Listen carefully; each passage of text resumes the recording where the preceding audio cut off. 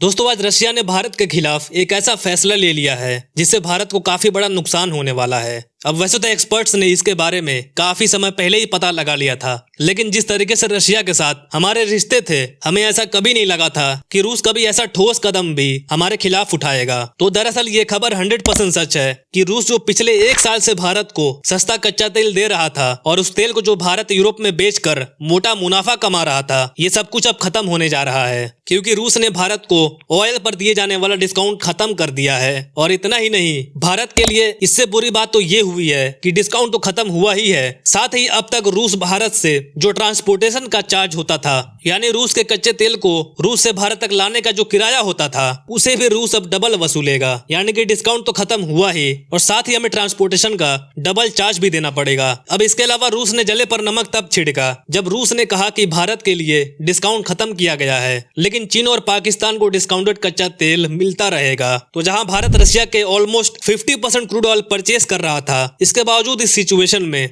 Russia आखिर भारत के साथ इस तरीके का भेदभाव क्यों करने लगा है। तो सबसे पहले तो ये जान लीजिए कि ये खबर कुछ ही घंटों पहले ही निकलकर सामने आई है। ऐसे में अब तक एग्जैक्ट पता नहीं लग पाया है कि रूस ने अचानक ये कदम उठाया क्यों है, क्योंकि हैरानी की बात तो ये है कि इस समय रशिया यूक्रेन युद्ध खत्म हो जाएगा ये दूर दूर तक नजर नहीं आ रहा, क्योंकि दोनों देशों ने अभी तक पीस प्रोसेस भी स्टार्ट नहीं किया है। क्योंकि पहले पीस प्रोसेस स्टार्ट करने के लिए कम से कम 7-8 महीने का वक्त लगता है। यानी कि अगर आज से पीस प्रोसेस स्टार्ट होगा तो कम से कम अगले साल के मार्च तक का वक्त लग जाएगा इस युद्ध को खत्म होने में। अब ऐसे में जब तक युद्ध खत्म नहीं होता, ये भी कंफर्म है कि रूस की इकोनॉमी स्टेबल नहीं हो पाएगी। इस हालात में इन्हें कच्चे तेल के एक्सपोर्ट पर ही निर्भर रहना पड़ेगा। तो ऐसे वक्त में जब रूस को ज्यादा से ज्यादा तेल एक्सपोर्ट करना चाहिए, इस बीच ऐसा कदम क्यों उठा रहे हैं जिससे कि भारत इनसे तेल खरीदना ही बंद कर दे। तो देखिए, इसका जो सबसे बड़ा रीजन हो सकता है वो रूस के द्वारा भारतीय मुद्रा का एक्सेप्ट ना करना, क्योंकि उनका कहना है कि हमारे पास करीब 14 बिलियन इंडियन रुपीस कलेक्ट हो चुके हैं, लेकिन इसका हम अदर कंट्रीज में ट्रेड के लिए इस्तेमाल नहीं कर पा रहे हैं। तो शायद यही कारण हो सकता है कि रूस भारत से अब ऑयल ट्रेड नहीं करना चाह रहा। और आपको बता दें, रूस हमें 25 से लेकर $30 पर बैरल के हिसाब से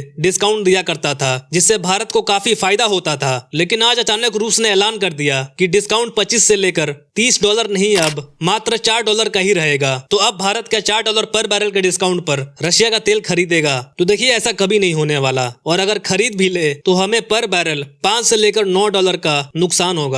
तो ऐसे में भारत अब क्या कर सकता है? तो देखिए, अगर हम $4 के डिस्काउंट पर रशिया का कच्चा तेल खरीदेंगे तो इसका मतलब जो इंटरनेशनल मार्केट है वहां पर जो कच्चे तेल का दाम है, हम उसे ट्रांसपोर्टेशन का खर्चा मिलाकर $10 से $12 एक्स्ट्रा दे रहे होंगे रूस को। तो अब ऐसे में यह इम्पॉसिबल है कि हम $4 के रेट पर रशिया से कच्चा तेल खरीदेंगे, जिसके तहत भारत के पास अब 2 रास्ते हैं। एक तो ये कि भारत अरब देशों से अपनी तेल की जरूरतों को पूरा करे, और दूसरा ये कि भारत ईरान से अपने तेल खरीदे, क्योंकि हाल ही में खबर आई थी कि ईरान भारत को डिस्काउंटेड कच्चा तेल देने को तैयार है, जिसका ट्रांसपोर्टेशन का खर्चा भी बहुत कम आएगा। ऐसे में भारत के लिए ये ज्यादा बढ़िया ऑप्शन हो जाता है। तो दोस्तों, आज के लिए इतना ही। फिलहाल रूस की तरफ से लिए गए इस ठोस कदम के बारे में आपका क्या कहना है, नीचे कमेंट्स में जरूर बताइएगा। और ऐसे इन्फॉर्मेटिव वीडियोस के लिए हमारे चैनल को सब्सक्राइब जरूर कर लीजिए। मिलते हैं अगली वीडियो में, तब तक के लिए धन्यवाद।